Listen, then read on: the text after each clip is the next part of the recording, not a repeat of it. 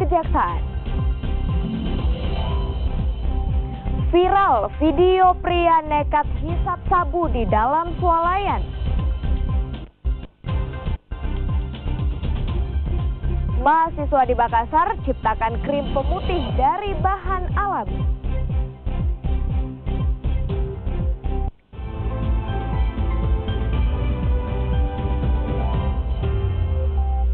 Selamat pagi saudara, apa kabar Anda hari ini? Kompas Sulsel kembali hadir dengan 3 informasi utama tadi dan beragam informasi lainnya untuk Anda.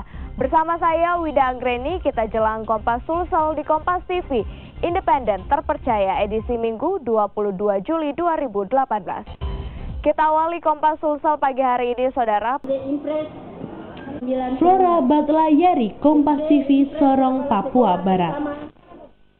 Dari informasi tadi sekaligus mengakhiri kebersamaan kita dalam Kompas Sulsel untuk edisi hari ini. Saya Wida Anggreni mewakili seluruh kerabat kerja yang bertugas, pamit undur diri dari hadapan Anda. Terus saksikan Kompas Sulsel hanya di Kompas TV, independen terpercaya. Terima kasih dan selamat berakhir pekan.